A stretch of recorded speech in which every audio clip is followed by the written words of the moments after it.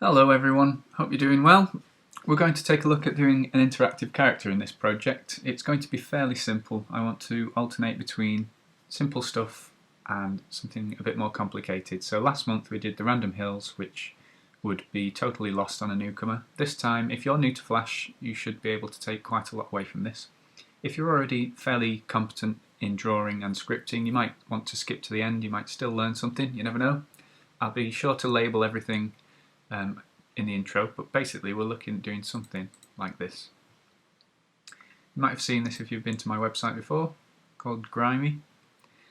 We probably won't do scrubbing the grime off because that is a very different set of skills to what everything else does well, it's just very different to the way the character works.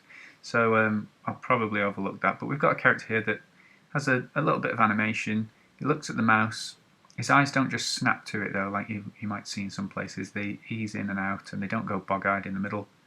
The mouth will change depending on where the mouse is. So when you hover over him, he'll gasp. He'll be sad because he's dirty, but if you clean him up a bit, he gets a happy face. And he blinks and so on. There's all sorts of random shading and filters on there, so we'll have a look at doing all of that and then we'll finally add a shadow. So there's quite a lot to get through. I don't want to spend too long on the drawing because that is the time sap, that one. That really takes a long time to do. I'll just blitz through a few of the things I did to generate the shapes and you can adapt it and fill in the blanks really. I'll be sure to upload things as I go so you can just grab my drawings to do the second section. But here we are in a blank Flash file. If you're new to Flash, you might not have a layout like this, so you might want to go up to the top and find one that suits you. I'm using Classic. I think the default is Essentials, which would be something like that.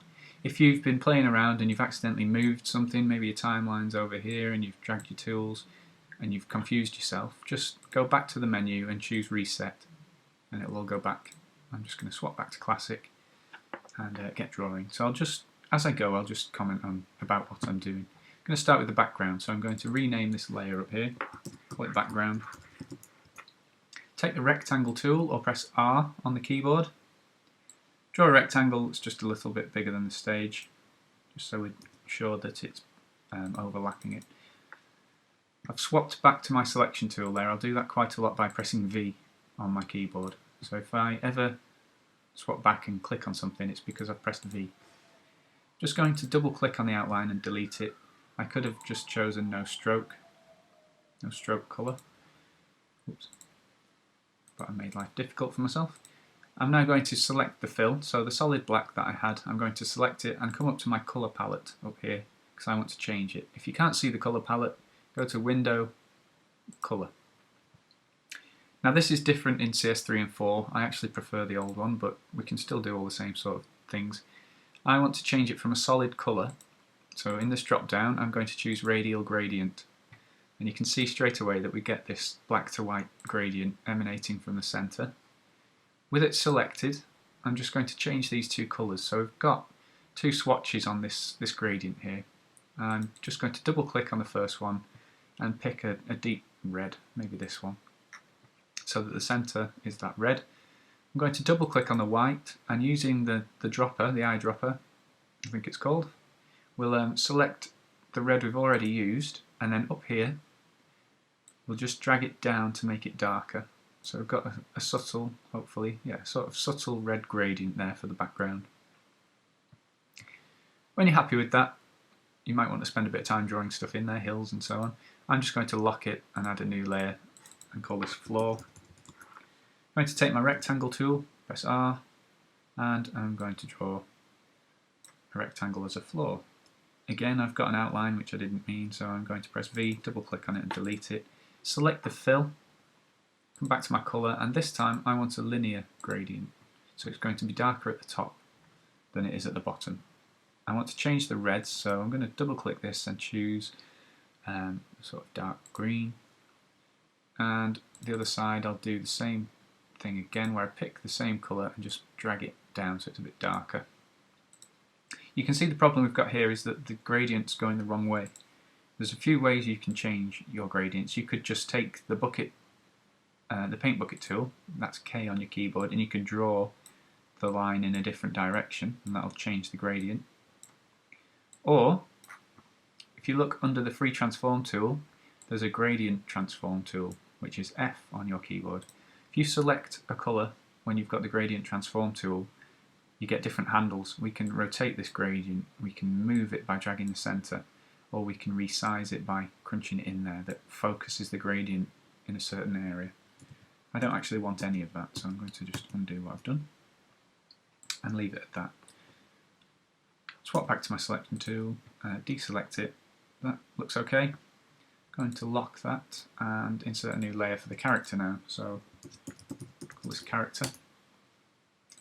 Now my character is dead simple, it's just a series of circles, so I'm going to rattle through it. You won't see a circle tool by default, that's because it's hidden under the rectangle. Just click and hold and choose oval tool or press O on your keyboard. And I want to draw a circle. So I could just click and drag and guess at a circle. If you hold shift, you're guaranteed to have a circle. You'll notice if I let go of shift, I risk having an oval shape instead of a perfect circle, but shift will guarantee that. If I also hold the alt key, the circle will grow out from where I first clicked. Whereas if I let go of the alt key, it sort of grows down and right from where I first clicked. So I'm going to hold alt and shift, get a circle about that size. Swap back to my selection tool. Again, I'm going to get rid of the outline. I should just set no stroke. Select the fill, and I'm going to set it to a certain size using the Properties tab.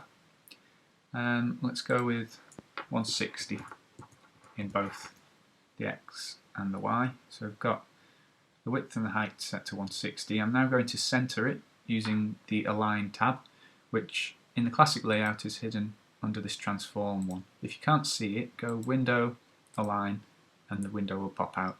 We just want to align it horizontal center and vertical center, so it's right in the middle. And then I'm going to zoom in, either by choosing a different zoom from the drop down here, or using the magnifying glass. You can actually zoom in on an area, or you can use Command or Control and plus or minus to zoom in or out. Various little shortcuts for you. This circle is not going to be a gradient, so I'm going to go back to my colour tab and choose solid colour and find a decent purple. Let's go in here, maybe this one. It's okay for now, we'll leave it at that for now. So we'll do a lot of editing on this layer, I imagine, but to begin with I'm going to distribute things out a bit more. So happy with the basic shape, I'm going to lock that, add in a new layer. Let's call this one hair. And the hair on my character was drawn using the pen tool, if I remember correctly, and that's P on your keyboard. Don't actually P on your keyboard, that's very unhealthy. So press the P key on your keyboard or choose the pen tool, and this one, if you've never used it before, you basically add nodes to create paths, curved paths between them. So when you first click, it will set the start node. If you don't let go, you can determine the severity of a curve coming from this point. So I could sort of point that one over there, let go, move my pen tool, click and drag again, and start manipulating the curve. If I let go, that curve gets drawn in, and I can keep going by clicking and dragging again and again, and get some rather interesting shapes. I don't want any of what we've just generated, so I'm going to go back to my selection tool or just click on the keyframe, press delete. Swap back to my pen tool, and starting roughly in the centre here, this wasn't an exact science when I did it, I'm just going to click to start drawing and then move out, click and hold to get a curve for the hair. To guarantee that we have a sharp point here, you can click on the point you've just made, and this will mean that the next one we draw comes sharply out of that. So just spend a few moments doing that, making them sharp where they need to be, and flesh out a sort of hairstyle. I'll just bring it to a close now, maybe do one more. I'm definitely no artist, so it takes me a long time to draw anything. So this video definitely won't be too pretty, but we'll get coding into it in a while. Now let's just finish it with a curve there and then link it back to the start. There we go. So I've got a hair shape that I'm eventually going to duplicate to do the other side. I'm going to swap back. Actually, I'm going to swap to my fill tool, which is either by clicking on the paint bucket or just pressing K. Choose a hair colour. Let's go with, I think I had a weird green. That one. That'll do for now. Notice that my hair is on top of the face. I'm just going to delete the outline as well, which we don't want, so we can grab that layer and put it underneath. I'll leave it just one side for now, because what I'm going to do is animate this and then flip it. So we'll reuse it on the other side of the head. So for now it'll look a bit odd, but it's there. I'm going to lock that layer, add a new layer up at the top, and let's call this eyes. Now the eyes in the original weren't just drawn straight onto the head, they were mounted on maybe eye sockets, we'll call them. So we'll draw them first, and they were just circles. So I'll take the oval tool again. I'm going to click and hold Alt and Shift. I want about 50, 55 for this circle, if I remember rightly. Delete the outline, select it, let's set it to be 55 and 55. And for the colour, I just want to match the head colour, so I could click on the fill colour here and just click on the purple to steal it with the pipette. They merge a bit at the moment, don't worry about that. We'll make the distinction between them using filters later on. With the circle selected, because I want two identical eyes, I'm actually going to convert this to a symbol. Symbols are reusable objects in the library, such as movie clips and buttons, and we can do it by right-clicking and going down to Convert to Symbol, or with the object selected, come up to the top, choose Modify, Convert to Symbol, or you can press F8 on your keyboard, and you'll get this little menu dialog box pop up. We can give it a name. I'm going to call mine Eye Socket. You can choose the type. If we're going to code into it, we want it to be a movie clip. Graphics are useful, but they can't be coded into. Buttons are buttons, so it's not going to be one of those. Registration point. This determines where it pivots around, where it scales from, and so on. So we want that centered. We want our eyes to be centered around the middle rather than the bottom. So when we're happy with that, press OK. It will turn into a symbol and you'll see a blue outline around it. That just means you've selected a symbol. To edit it now, we either need to double click on it to edit it in place. Notice now that we're in the eye socket. You can click back to scene 1 here, or double click in empty space. We can come along to the library, and you'll notice I've got a few others because I'm going to save some time later on by just using existing graphics for my others. But we've got the eye socket here, and we can double click on it, on the blue movie clip icon there, or just double click on the preview to edit that outside of its place. So we're not working on it in the scene, we're just editing that symbol on its own. Just zooming in and centering there. It's probably best if we do it in place. So I'm going to skip back to scene 1 and double click on the eye. Now the reason I've been using layers is because, for example, if I draw another circle here, let's make a red circle so we can clearly see that there's two circles. Draw that circle. If I now select the circle, notice that everything here is on one layer. If I double click to select that circle and then move it, it's cut out from that circle. It's deleted what was previously there to make room for this new graphic. If I just undo a few steps, make a new layer and now draw my circle on that new layer, I can move that circle without worrying about what's behind it, and that's because the purple circle there is stored on a different layer, almost like drawing on different bits of plastic when you're working with acetate. Kind of the way they do traditional animation, I suppose. I don't actually want that circle. I'm going to delete it. I want to keep the layer though. I'm going to rename them. We'll have main, and the layer on top I'll call the shine or the shade. I'm going to copy the original circle. Right click on it and copy, or Control C or Command C, depending on what sort of platform you're on. Copy the shape, go to your new layer, right click and paste in place. So I'm pasting the circle in the exact same place as it was. I'm going to go to my colour palette and I'm going to make it slightly lighter. So I've got a lighter version of the circle overlapping itself. I'm then going to paste it again in place and just move it down and right a little bit. So it overlaps the lighter version of itself. Deselect it so that they intersect each other, and then select it again and press delete. And we get this shine effect on the eye. If I zoom, swap back to scene 1, sorry, you can see that we've got the lighter version of the purple circle showing through there. That's possibly a bit too light, so I could click on it to select it and just make it a little bit darker. Still light enough to stand out. There we go, let's not get hung up on details, just trying to race through this. So that's one way you could do it, and we'll look at doing it a different way in a second. So that's the eye socket. I think on top of this we'll add a new layer and we'll do eyeball. Eyeball.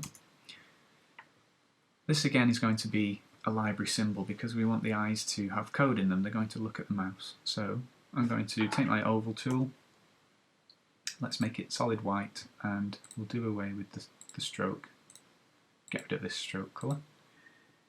And I want these to be about 40 pixels or 35 pixels or so. Start in the middle here, click, drag, hold Alt and Shift so we get a perfect circle going out from there. Swap back to my selection tool and let's just size it, we'll say 35. Position them at minus 12.5 to make sure they're centered, or just use, not 12.5, that's way off, 17.5. Maths fail. Minus 17.5, there we go. Really would have been a lot easier just to use the align window, but there's our eye. I'm going to click on that, right click, convert to symbol, and we'll call this eyeball. Eyeball, you put an S on. Registration in the middle, press OK. That's a symbol within a symbol now, so if I double click on it, you can see that from within the scene we've gone into the eye socket and now we're in the eyeball. I'm going to rename this layer by double clicking, call it white, and I'm going to add a layer on top for the pupil, call this pupil. Okay, on the pupil layer I'm going to take my oval tool again, set the colour to black, draw a pupil here, select it, set its size, let's go 14 and 14. Then we'll use the align window to centre it, that's okay. And then finally I'm going to draw another circle in a different colour. It would help if I chose the oval tool. I'm going to position this in the corner of the eye there, deselect it, reselect it and delete it to give the weird sort of anime shine to the eye that you sometimes see. Okay, we'll leave that there for now. Actually, last thing, I probably should have done this before I went deleting apart, but I'm going to convert the pupil to a symbol. That's so we can manipulate it using code later on. So convert it to a movie clip, call it pupil, press OK. We don't need to go into that anymore.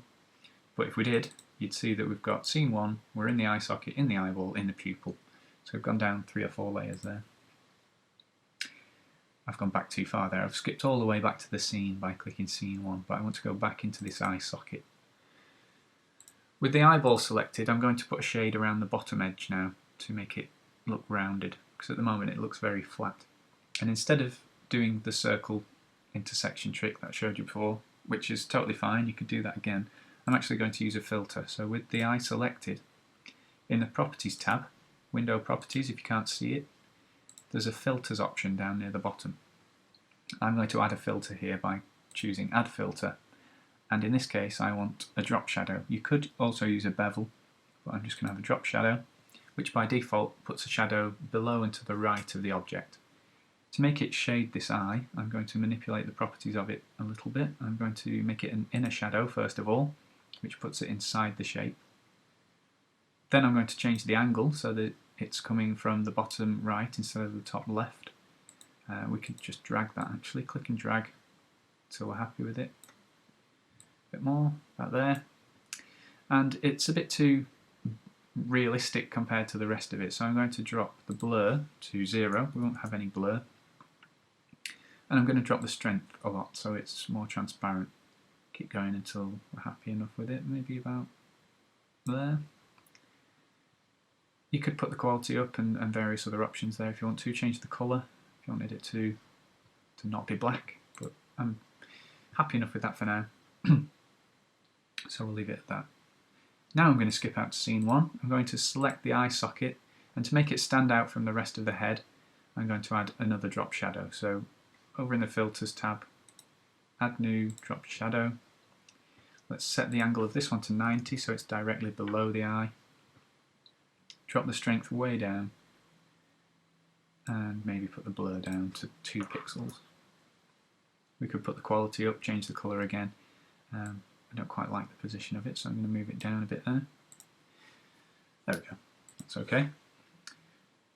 Now I want 2 eyes on this head, as most people and creatures have 2 eyes from what I seem to remember. So various ways we could do it. With this being a library symbol, we could come back to the library here, find the eye socket and drag a new one in. Problem with that is that we'd have to go through the process of adding the filter again, which isn't too much work, I know, but we want to preserve that, so let's delete that one. We could just copy, paste, and move it there. It's fair enough. Or, with it selected, if we hold the Alt key, click and drag, we can drag a new copy of this symbol out. Let go of the mouse before the Alt key and you'll get a duplicate instead of moving the symbol. And there we have 2 eyes. If we want to make sure that they're set apart, we could do some funky maths with the position of them, or later on when we make them, we put them inside the head symbol, we could make sure that the X position of this one is the negative version of that one, and they'd be spread equally across the equally from the centre of the head, which we might do later on. There are various other ways of doing it. I think you can distribute them properly. If I select both of them, let's have a look what have we got in the Align tab. Distribute them. Distribute there. No, that had some effect, but we don't want that. Waffling. Right, let's quickly wrap this bit up, the drawing up. I'll do the animation in the next section. Last little bit, limbs. My arms and legs were very basic. So if we do a new layer for arms, I literally just took the line tool, drew a line starting from where I wanted the arm to be to where it wanted to end, and then swapped back to the selection tool with V and bent it by hovering near the line, clicking and dragging to make a bent line. I then selected the line, came over to the properties, made it thicker by dragging the stroke, maybe that sort of thickness, changed the actual colour of it to match what was there, and converted it to a symbol. This time you might want to set the registration to be the top right, so it's like the shoulder joint. Let's call it arm. Hit OK, and I'm going to add another filter to it. Let's go with a bevel this time. Stick a bevel on there, and you can see the effect. That's far too severe. Drop the strength way down, maybe something like that. Put the blur down.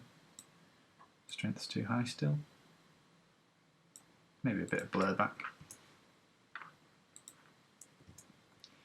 And that's not too shabby. So holding Alt, drag another one out, move it across, and then up to the top to flip it, we go Modify, Transform, and we can flip horizontal to mirror the object. Get them in place, and then put the arms below the character there so that they actually go behind. Zoom out a bit, see how he's shaping up. He's not looking all too good, is he? Let's see, I'm going to unlock a few layers. I'm going to unlock the main character and convert that to a symbol. Convert that to a symbol, call it head.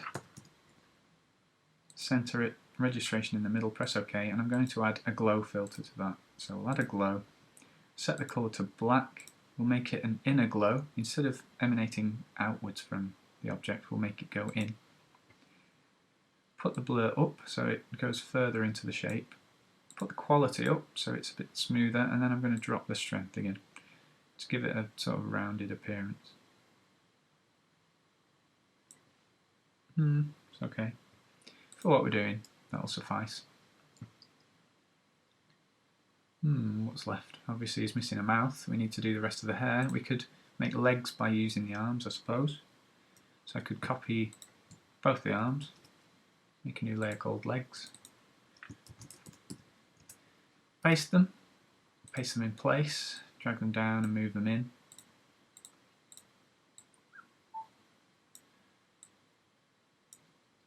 We're getting there. You spend some time doing it. I've got the different mouth symbols in the library because we're going to do something different with them. We're going to manipulate them using code. So what I'll do, I'll leave this section at that, and we'll look at animating him a little bit to give him a bit of life before we code him. So next section to do with adding some tweens and various other little bits. See you in a second.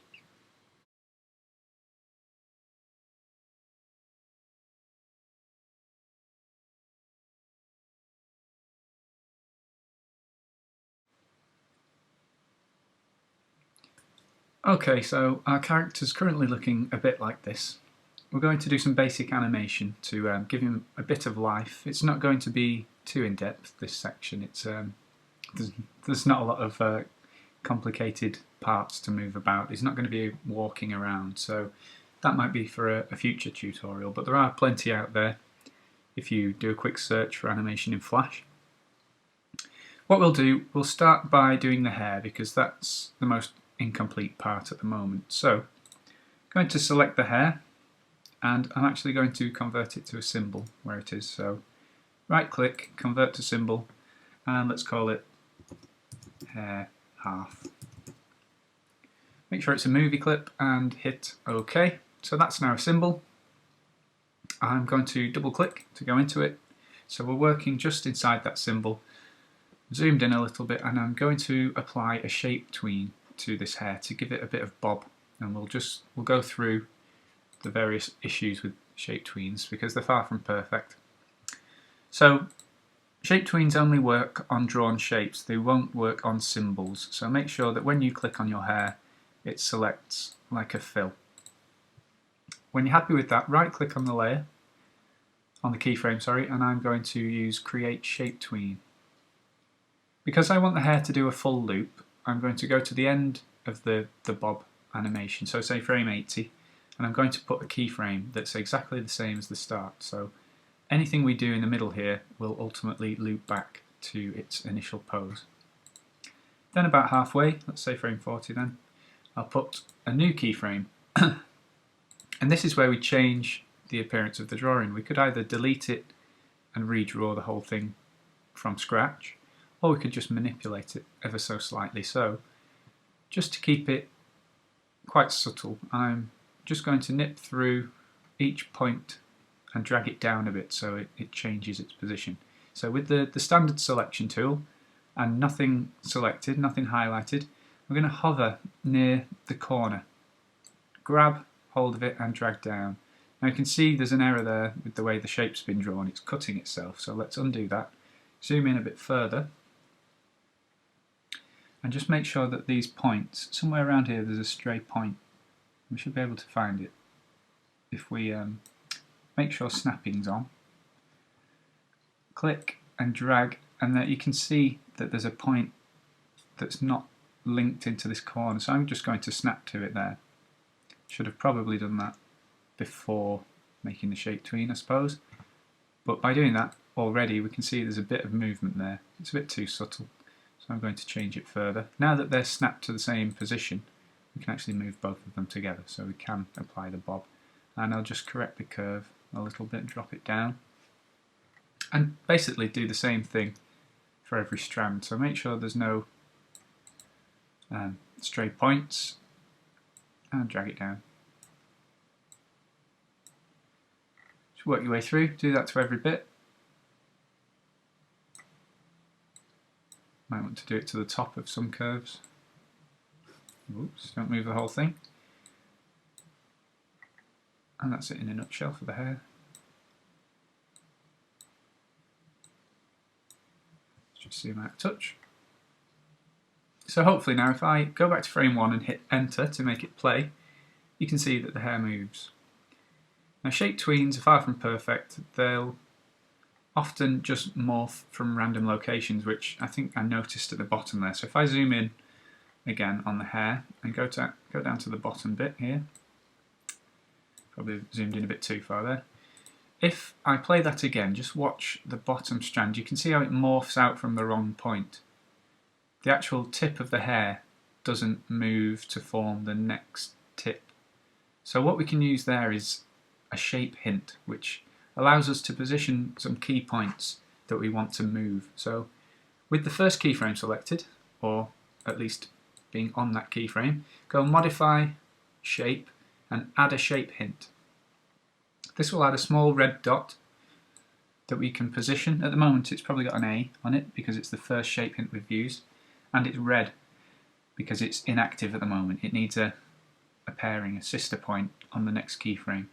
So I've dragged it to the position that I want to affect, and I'm going to go to the next keyframe, find the corresponding shape hint, and drag it to where I want it to end up. It's gone green now because it's active, and if I drag between the frames we can see that the point moves from where it is to where it should be. There's no morphing from halfway down the hair strand now, and that's what shape hints allow you to do. If we play it through the next keyframe you can see that the morph is back because we haven't applied a shape hint to that span. So I'm going to select the second keyframe, add another shape hint, and repeat the process. So drag that shape hint to there, and go to the last keyframe, move the corresponding shape hint onto the corner. And now when we play that we should notice that, yeah, it's a complete strand. That's the hair. That's shape tweens in a nutshell. Just going to zoom back out and quickly duplicate the hair. So holding Alt, I'm just going to drag, then Modify, Transform, and Flip horizontal. Put that in position. Let's test the movie at this point. And hopefully there you can see, maybe if I zoom in, you can see that the hair's bobbing. It doesn't really have the impact without the body moving and some other interaction, but we're getting somewhere at least. So that's the hair done. Let's maybe get the arms going, should we? Or get the body bobbing. I think what I want to do really, if the problem is at the moment they're all separate, they're not attached to the head. If I move the head, the eyes don't go with it. So what we could do at this point is group them all together, convert them into one symbol.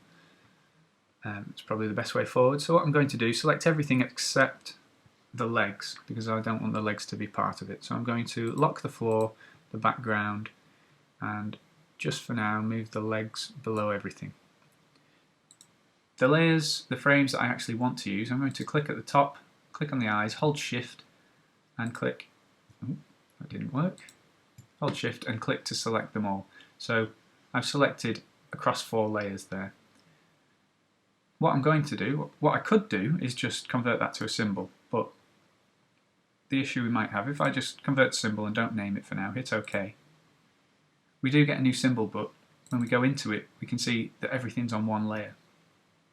Now that's not too bad because everything at the moment is a movie clip, so they don't intersect each other. But if I'd been drawing with just solid shapes, we'd now have the problem of moving them without destroying what's behind them. In this current state, it's quite easy because I could just right click and choose Distribute to Layers, and all my objects will get a layer of their own. That's a good thing about working with symbols, but I'm just going to undo that. Go back to the scene where everything's still there, and instead of converting them to a symbol, I'm going to right click and I'm going to cut the frames. Then I'll insert new symbol. Let's call this body, so this has got everything. And just in that new symbol, right click and paste frames. And that will put them in exactly as they were. So I can go back to scene 1, go to my library and bring in an instance of body. Center it. And we're sorted. So I could actually animate that to bob up and down now. We're actually working on the main timeline, which you might not always want to do. You might have the whole thing, including the legs, inside another symbol called monster. might be a good idea. At this point I'm not going to, we're just trying to quickly whiz through it. So I'm going to right click on what we've got, rename it first. This is now the body. Delete these spare layers. And I'm going to convert the body there to, at this point I'll just use the classic tween. Motion tweens I will show you in a sec, but they could be an entire tutorial in their own right. So classic tween here is applied. You can tell because it's gone blue, the layer. It's a bit more obvious if I add a new frame, so I'm just going to go to frame 20, hit F5 to add a frame there.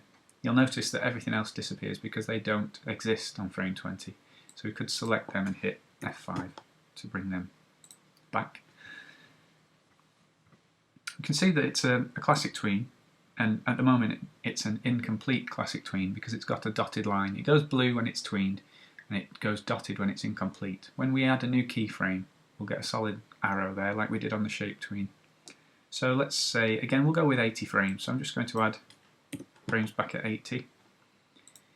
And with the body layer, last keyframe selected, just hit F6 to add the end frame so that it loops properly. And again on frame 40 we'll say,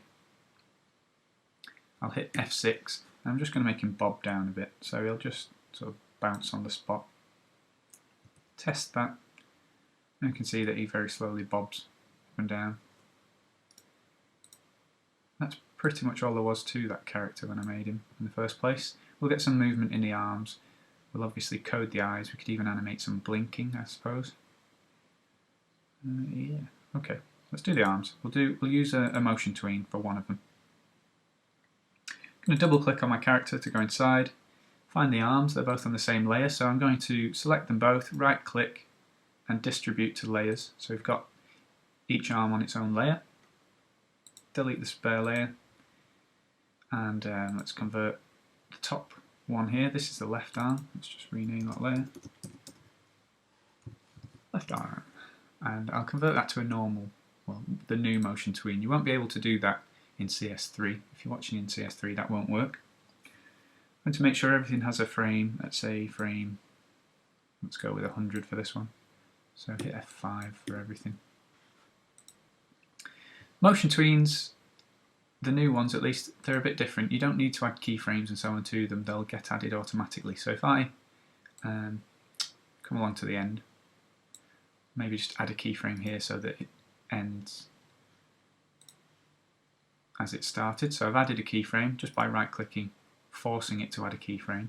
But if I come along to say frame 30 here and take my free transform tool by pressing Q and rotate the arm, notice it gets a keyframe added anyway. I didn't have to force it to have a keyframe, and that will animate. If I hit enter now, very slowly animating. Let's exaggerate it a bit, give his arms a bit more movement. Move it down at 70, somewhere down here. And test that. So his arm goes up, comes back down. It's playing very choppily. I'm not sure what my computer's doing. It's a bit of an exaggerated movement, so I might reduce that later on. So I've done that with the motion tween. The biggest difference with these new motion tweens is when you've got that span selected, if you click on the motion editor, a whole world of control is revealed to you. So you can affect every single property, filter and so on that this motion tween has. You can even apply different sorts of easing, which, as I've mentioned before, this new motion tween, I keep saying new, it's really old now, but newer version of motion tweens can have all this sort of different easing. A sine wave's quite useful, make it sort of oscillate between the two values you've applied to a tween, but go and read up on that somewhere else because that would take a long time to go through. So I'll just leave that left arm at that. Let's rename the right arm, and we'll convert this one to a classic tween and just quickly hit a keyframe somewhere and give it some rotation. Oops, just add a standard keyframe at the end so it always loops. Might even move this one a bit. So using the keys, I'm just nudging it in and up, and I'll rotate it down. Try that. I've got a bit more life to him. Bobs up and down, his hair moves, his arms move. He's coming to life. He's still lacking something very obvious, and that's a mouth. So while I'm here, I'm just going to add a new layer above the character layer, call this mouth. And I've already made these objects, so I'm going to drag them in. This file has been provided, so feel free to use it. Just drag a smile on there, position it so it makes sense. Might have to move these eyes. There we go. Now the mouth is going to work slightly differently. When we code it, it's going to change based on what we do. So if we hover over him, it's going to have a different mouth. And to do that, I just had a mouth symbol with different frames, different keyframes in it. So I'm going to select the mouth, convert it to a symbol again, so it becomes a symbol inside a symbol. And let's call this mouth. Hit OK. Swap back to the selection tool and double click on it. So we're now working inside that mouth, and I'm just going to add 2 new keyframes and replace their content with the other 2 versions of the mouth. So we'll have a frown, position that 0, 0, and we'll have, what was the other one? A gasp. There we go. Stick that in. Just center it. And there we go. It'll be a bit odd if we test it now. The mouth will continuously animate, and that's because we haven't coded it yet. So the next section will be about putting the interactivity into this character. Just quickly, we'll do some keyframe animation because I haven't shown you that. This might look a bit odd. It's something that will take a bit of time to do. And we'll do this in the eyes. We'll make some, I don't know, eyelids. So I'm going to go to the library, double click on the eye socket, zoom in a few times, not out, in. And let's see, where do I want this? If I have the blink below the shine but above the main, actually it'll need to be above the eyeball, what am I thinking about? So I'm going to add a new layer above the eyeball so that we can blink over it, and let's call it eyelid. And this I'll just quickly draw in. So I'll start with maybe a closed version of it, which will quite simply be a circle. So I'm going to take the eyedropper, which is eye, and then I'm going to draw a circle starting from the middle of the eye. So if I hold Alt, it'll go out from that point. Hold Shift to make it full circle and let go. So we've got a circle there for the eyelid. I'm going to convert that to a symbol. Could be a movie clip, and we'll call it eyelid. Okay. Double click to edit that where it is, and I'm going to do some keyframe animation with it. Very simple, this one. That can be the closed bit. So when we want him to blink, let's say he blinks on frame 70. So I've just dragged that keyframe along, and then it loops back to nothing. So here he's not doing anything, his eyes open, and then he'll quickly blink. So we'll do a little bit of keyframing. Going to maybe do it over 4 frames, so I'm just going to insert 3 more keyframes.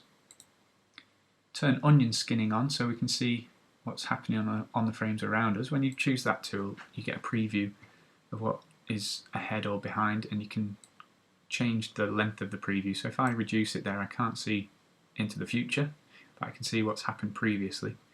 If I select a different frame, maybe go to the very end, it's hard to show it there. If I come before the blink and extend the preview of the onion skin that way and bring that one back, we can see we get a ghost of the future version of the eyelid, which is useful for when you're keyframe drawing. So I'm just going to say that this first one's not going to be a full circle, so I'll just hit delete. Take a brush, so press B on my keyboard for the brush, make it bigger, and just cover a bit of the eye. Make it a closed area and fill it in using the paint bucket. Next keyframe, delete the content. Using the onion skin tool, I can see what the last eyelid was like, so I can make this one a bit bigger. Very crude, but you get the idea. Third keyframe, nearly done. And the fourth keyframe is the whole closed eye. Let's just test the file at that point. Should blink every, was it 70 frames? And it does. It snaps open a bit. So what I'm going to do is copy the first 3 frames by clicking, holding Shift and clicking the third. Copy the frames, or we can hold Alt and drag them. When they've moved, I'm going to right click and I'm going to reverse them so that instead of closing, they open, play backwards. We should have a bit of a smoother blink. There we go. So crudely done, but you don't really notice. It doesn't look all too bad. Yeah, that'll do. Right, let's get to coding. That's what I normally do. I'm not an artist, as you can tell. So, with the character in this state, I will save it, I'll make it available to you, and we'll do some code.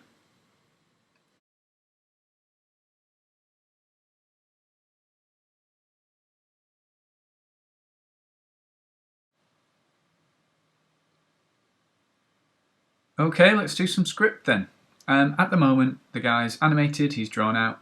We didn't really draw or animate him in a way that was designed for specific movements, so this might be a bit weird, we'll just sort of be winging it, but at least the eyes are set up for the way they need to be done.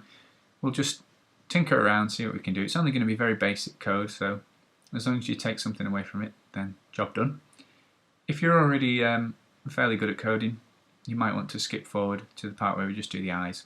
If you're new to programming, you should probably go and watch the first series I did, which is called Intro to ActionScript. I'm going to be using quite a lot of that, so I'll be adding event listeners and various other bits, but let's get going. First thing I'm going to do, if we have a look at the animation as it stands, we've got the mouth going a little bit wild, so we'll fix that first. We're going to work inside the mouth, so we could either go to the library, find the mouth, and double click there to edit just the mouth, or we can just keep double clicking until we're inside the mouth. There we go. Once I'm there, I'm going to add a new layer and I'm going to call it script. You don't have to do that, but it's a nice way to keep the drawing, the graphics separate from the script. With that new layer, select the first keyframe, right click and go to actions, and we get the actions box. All I want to do is type the word stop and open and close a set of brackets. That's because stop is a function, and a function is a reusable set of instructions which can take additional bits of information. When the brackets are empty, it means the function doesn't take any additional bits of information. So stop will hopefully stop the mouth animating, and it does, so we can see that he's just smiling now. Underneath the stop, let's do something. So let's make him smile when the mouth is clicked. Smile, he's already smiling, and smell isn't anything. Let's make him gasp when the mouth is clicked. And to do that, we're going to add an event listener. And since we're not adding any identifier in front of the add event listener, it's going to be added to the object we're coding inside of. And you can see we're inside the mouth. So this event listener is going to be added to the mouth. We'll do mouse event dot click. So when the mouth is clicked on, we want to do something, and we'll just say mouth gasp. So that's the function name. Now we need to explain what mouth gasp means. We do that by making a function. Function is a reusable set of instructions, and this one's called mouth gasp. And because it's in response to a mouse event, we need to tell it that it's going to use a mouse event. You need to make up a suitable name. I'm just going to use the lowercase version of the initial of the event, which is a mouse event, so we've got a little m. CS5 is automatically importing the mouse event there. We don't actually need that. It's not going to kill us. Open up your gull wings, curly brackets, and in here we just want to go to, in fact we'll comment it, go to the gasp frame, go to and stop, and I think in this case it's frame 3. Let's just try that, and hopefully when we click the mouth he gasps. Dead simple. So far so good. What we could do, instead of having frame numbers, if you don't want to be tied to that, we can actually use an identifier. We can type a name. So let's just put gasp in there as a string, so it's got quotes. That means we need to tell it what gasp relates to, what it refers to. So I'm going to select the keyframe that the gasp is on. I'm going to go to my Properties tab, and I'm going to name that keyframe by typing gasp in the name tab, the name box. Try that now. Click the mouth and he gasps, so that works. Now hop back to the script, and let's say we want him to revert back to being happy after a certain amount of time. Now this will be new to my videos. I've never actually used this function. I'm not quite sure why. I think I just stuck to timers in the last series. But what we're going to do is, after 2 seconds, smile again. We're going to use a function called setTimeout to do that. SetTimeout with a capital T for timeout, camel case. Open up brackets because it's a function, and this one does take some information, just like goTo and stop, but unlike stop. The information it needs is a function, so we need a function name here. Let's call it mouth smile to be consistent, and we put a comma to separate the information. We need a time, and this is in milliseconds, so 2 seconds in milliseconds is 2000. I'm going to hop outside of the function, outside the gull wings, outside the curly brackets, and put function mouth smile.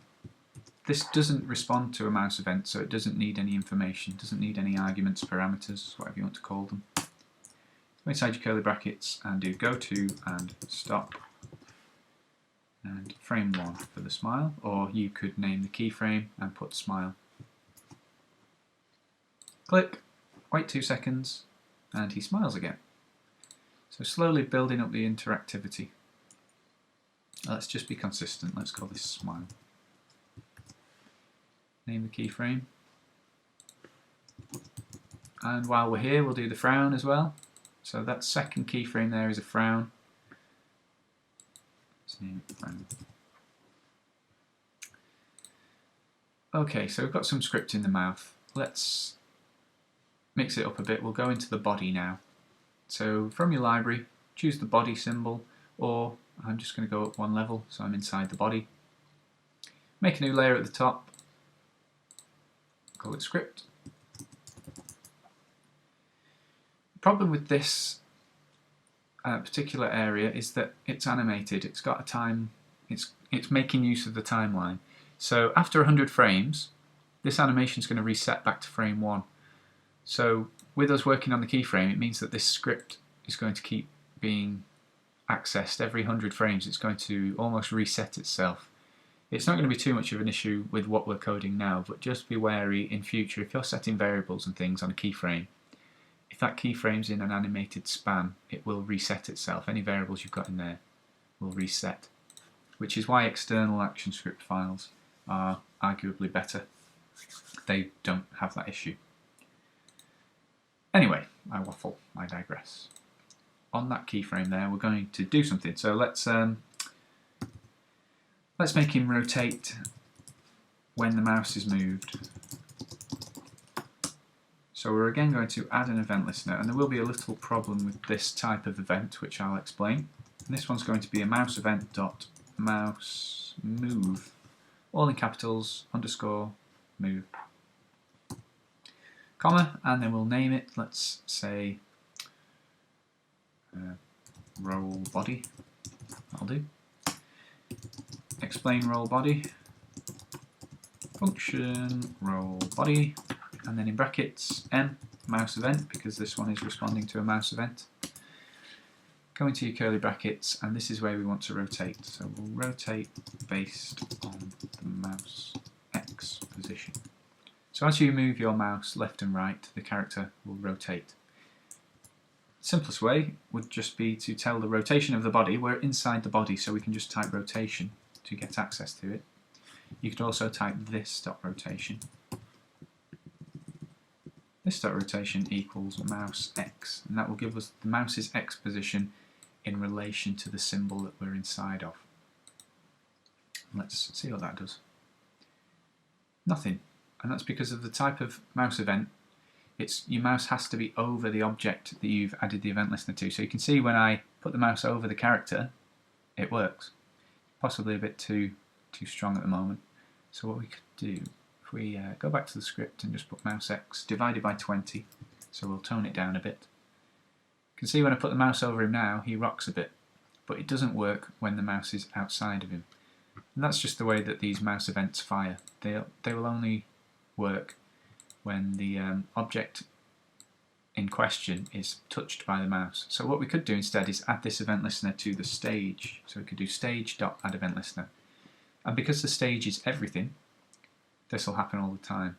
It's not always a good idea to add things to the stage. You've got to be very careful to remove them when they're no longer necessary. But in this particular instance, it's not going to kill us. Let's try it now. And you can see that any movement of the mouse causes the character to rotate. So that's quite good. Making him a bit more lively, a bit more interactive.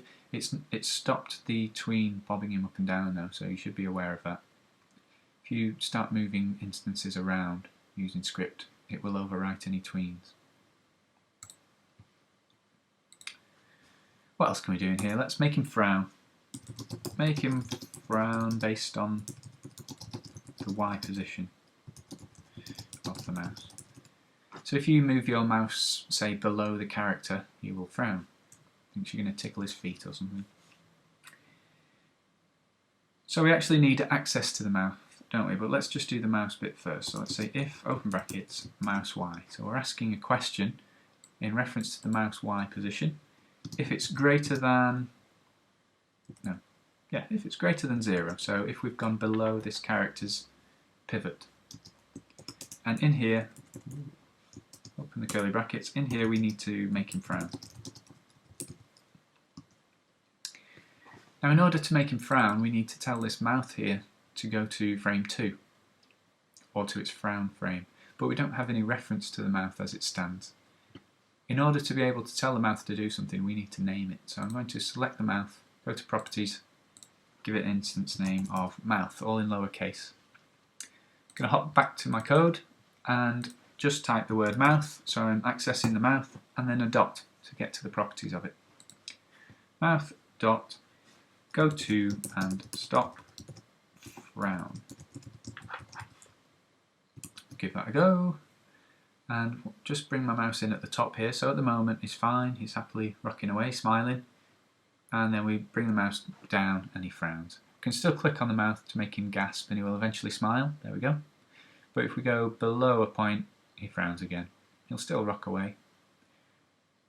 If we don't want him to sway when we're at the bottom, we could say we want him to frown and not to rotate. Let's say rotation equals 0, so no rotation. You can see that he's not rotating now when my mouse is down at the bottom, but as soon as I go up to the top, he will. Still frowning because we haven't clicked on the mouth. Ta-da! So far so good. Right, let's do the eyes. That's what you really came for, to be honest. So I'm going to double click on the eye socket and then double click again on the eye. So I'm working inside the eyeball symbol, as you can see there. You could just go to your library, double click eyeball, but I'm going to work on it in place. Zoom in a bit on this eyeball here. Anything we do in this eyeball will automatically be applied to the other one because they're copies of the same symbol and we're working inside of it. So let's do some code. Before we do it, we'll just name the pupil here. Just going to select the pupil, go to the Properties tab and call it pupil, all in lowercase. I'm also going to make a new layer, call it script. Click on it and go to my actions. So let's say every frame,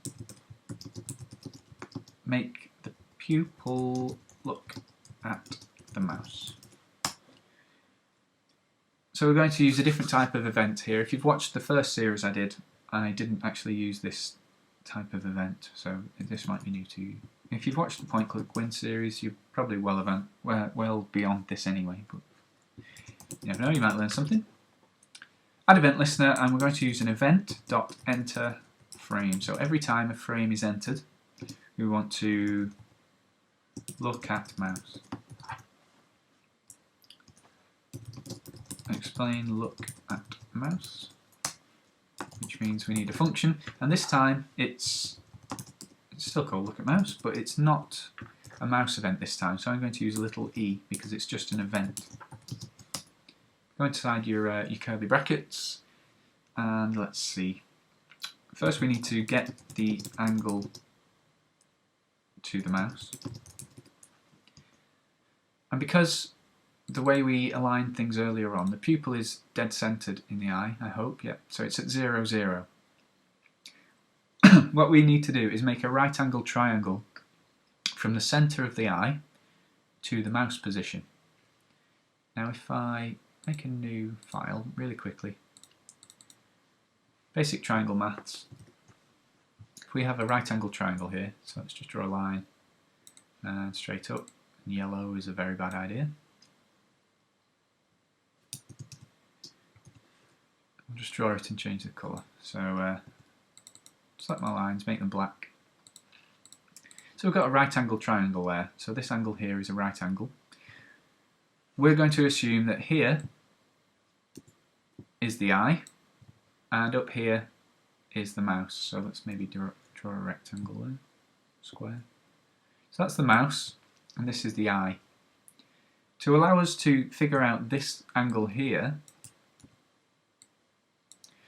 we're going to make a right angled triangle using the mouse's X position for this bottom line and the Y position here for the vertical. Let's label them actually. So this is known, whoa, that's a big font. Let's shrink it down. This is A, or X, not XV, just X. Sorry, I was trying to swap to my selection tool. This one here is B, or Y, and this final one here is C, or the distance, or the hypotenuse. I'll just call it hip, mainly because I can't spell hypotenuse. I could have a go at it. Let's try it. I think that's actually right, so we'll go with that. So we've got A or X, B or Y, C or the distance or the hypotenuse of the triangle.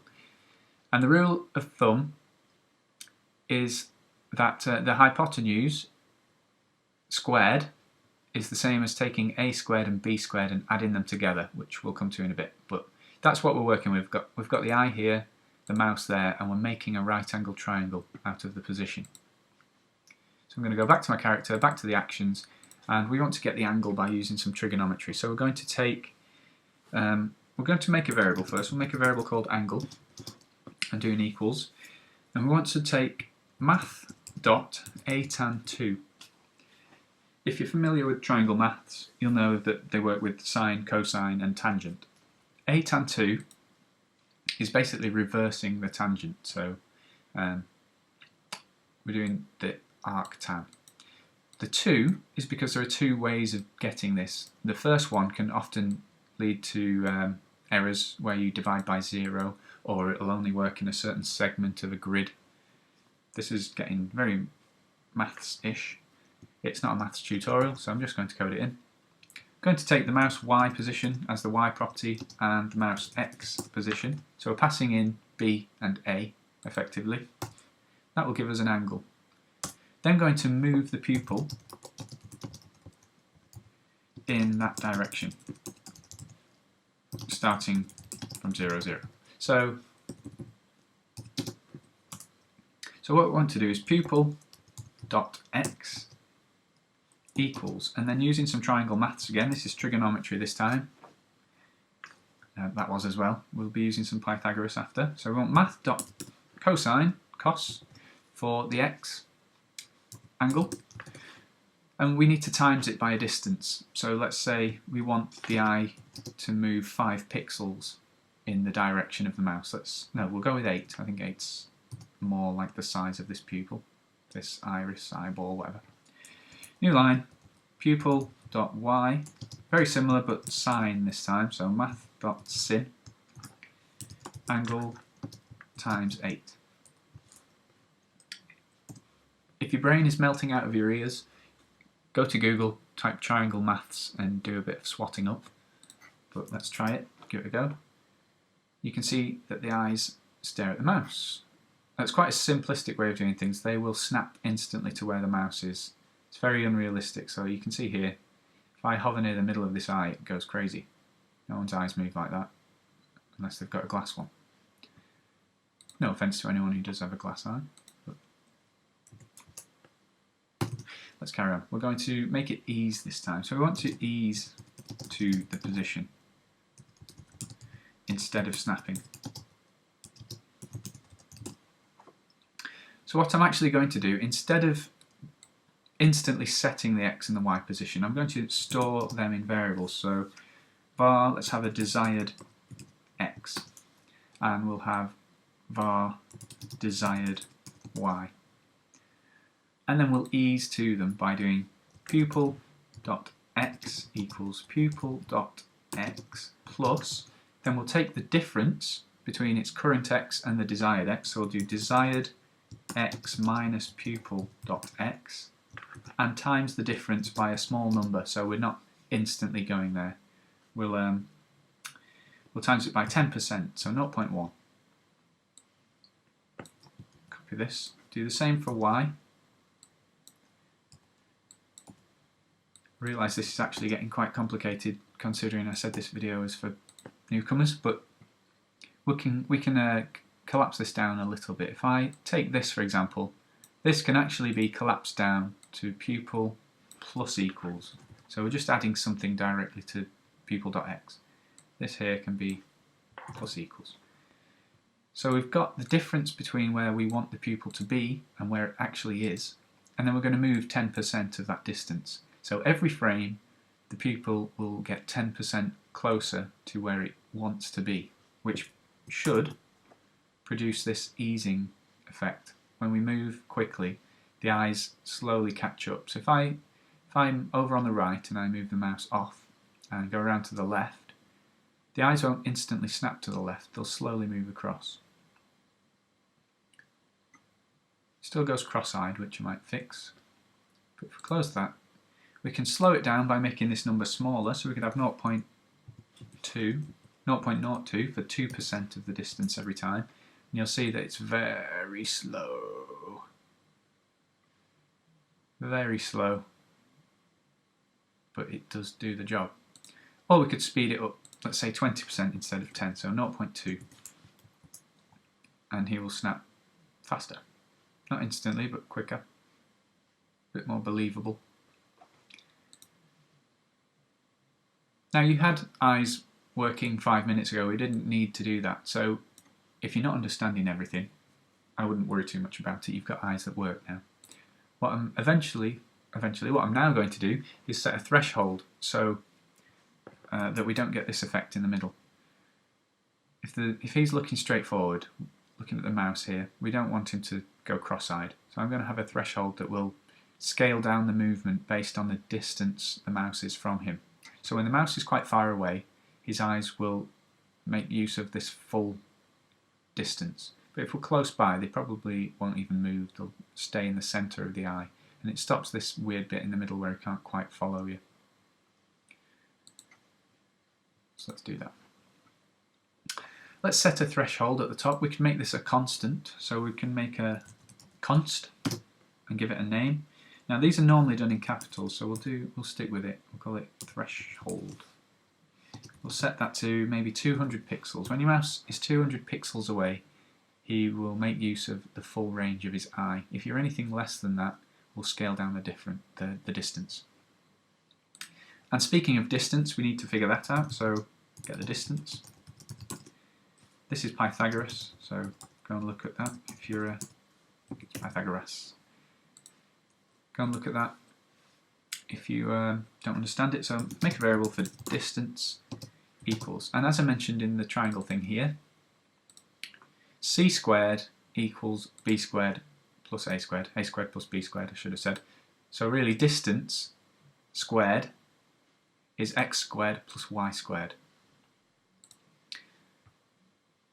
Let's try and simplify that in code. So we could say distance squared, and do it in stages. Distance squared equals mouse x times mouse x, so that's x squared, plus, in brackets, mouse y times mouse y, that's y squared, so distance squared there, and var distance equals math dot squirt for square root distance squared, and that will give us the actual distance. We could simplify this by just taking that there, cutting it, and replacing distance squared with it. Get rid of that line, so just get distance. And we can use that distance to see if we're past the threshold. So let's say if distance is greater than threshold, and then limit it, we'll say distance equals threshold. So the distance can never go beyond the threshold. Then we're going to manipulate the desired x and desired y based on this distance. So we could just blob it in there to those two existing lines, but I'll try and simplify it. We'll make it in a new line. So desired x equals desired x times, and then we're taking the distance as almost as a fraction of the threshold. So we'll do distance over threshold. And we'll do the same for the y, so let's copy that line, paste in y, that will do the same for both.